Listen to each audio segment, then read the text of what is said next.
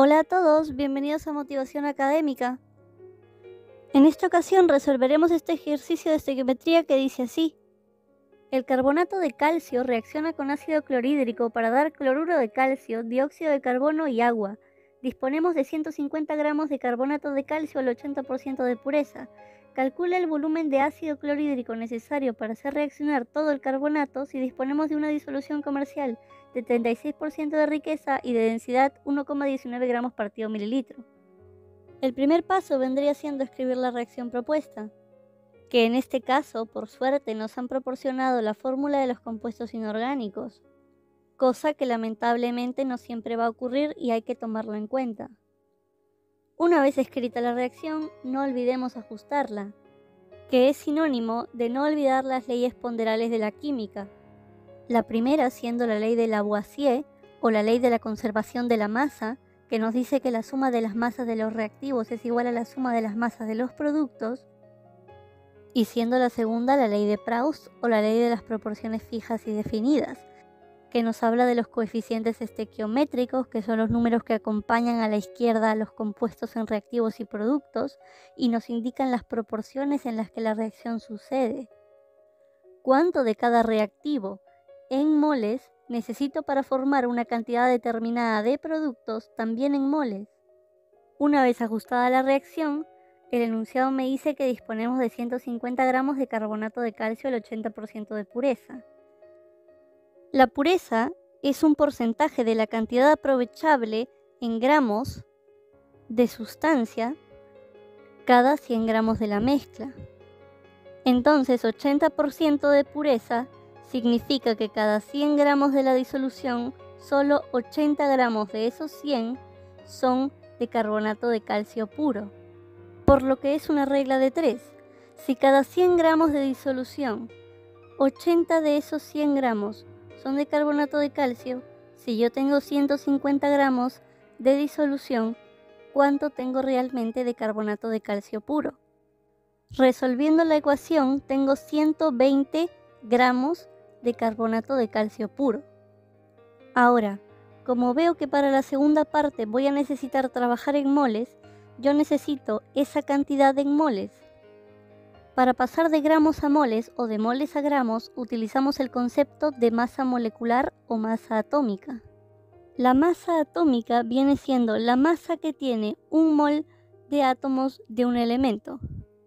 Por ejemplo, un mol de átomos de oxígeno tiene 16 gramos de masa.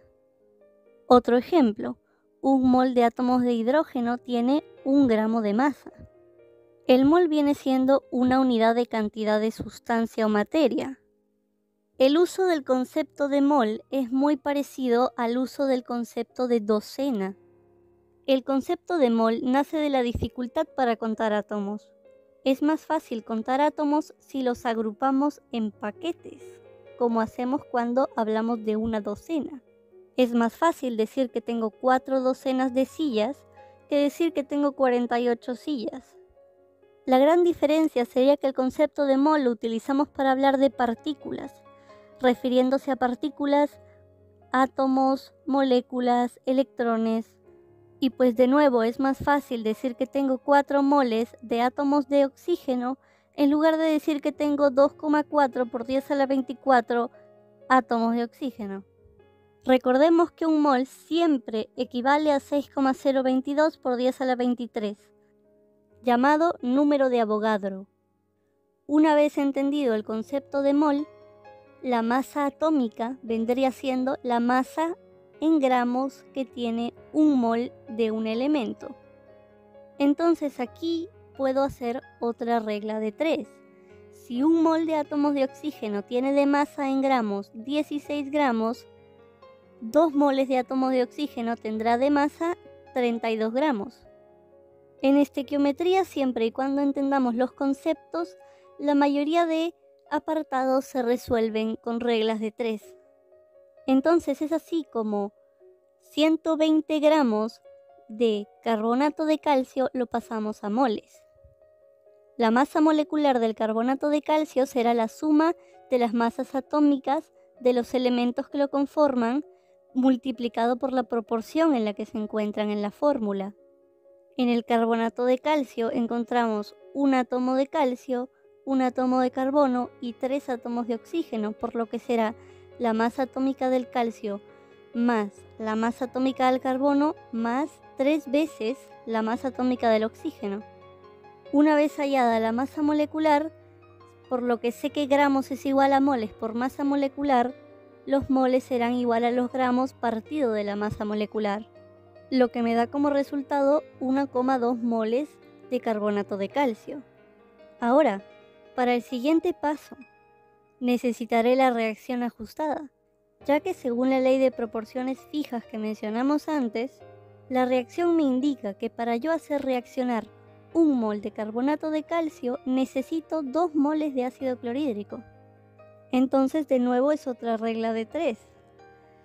Si yo sé que para hacer reaccionar 1 mol de carbonato de calcio necesito 2 moles de ácido clorhídrico, si yo tengo 1,2 moles de carbonato de calcio, ¿cuánto necesito en moles de ácido clorhídrico para hacer reaccionar todo ese carbonato de calcio? Resolviendo otra vez la regla de 3, obtengo 2,4 moles de ácido clorhídrico. Ahora, ¿de dónde sugiere el enunciado que vamos a tomar esos moles de ácido clorhídrico? Me indica que di una disolución comercial de 36% de riqueza. La riqueza es un concepto que se trabaja muy parecido a la pureza, pero esta es diferente, ya que nos habla de la cantidad que hay de soluto con respecto a 100 gramos de la disolución. Recuerden que disolución es otra forma de llamarle a las mezclas homogéneas. Recuerden que el soluto es aquella sustancia que está en menor proporción en la mezcla, mientras que disolvente es aquella sustancia que está en mayor proporción en la mezcla. Si tengo una riqueza del 36%, quiere decir que cada 100 gramos de disolución, solo 36 de esos 100 gramos son de ácido clorhídrico. Lo demás podría ser cualquier tipo de disolvente, como lo es por ejemplo el agua, el disolvente universal. Antes de trabajar con la disolución comercial, habría que pasar esos 2,4 moles de ácido clorhídrico a gramos, de la misma forma en la que hicimos con el carbonato. Masa molecular del ácido clorhídrico será la suma de la masa atómica del hidrógeno con la masa atómica del cloro. Luego gramos es igual a moles por masa molecular, 36,5 por 2,4 viene siendo 87,6. Entonces estos serán los gramos que yo necesito sacar de ácido clorhídrico de la disolución. Pero como ya hemos mencionado, la riqueza me dice que cada 100 gramos de disolución, solo 36 de esos 100 gramos son de ácido clorhídrico, por lo que tenemos otra regla de 3. Si cada 100 gramos de disolución, solo 36 de esos 100 gramos son de ácido clorhídrico, si yo quiero 87,6 gramos de ácido clorhídrico, ¿cuánto tengo que sacar en masa de toda la disolución? Lógicamente será un valor más grande.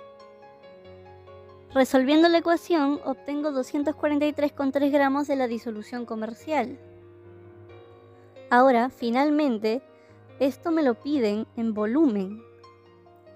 Para yo calcular el volumen de la disolución, sabiendo la masa, puedo usar el dato de la densidad, el único dato que no he usado.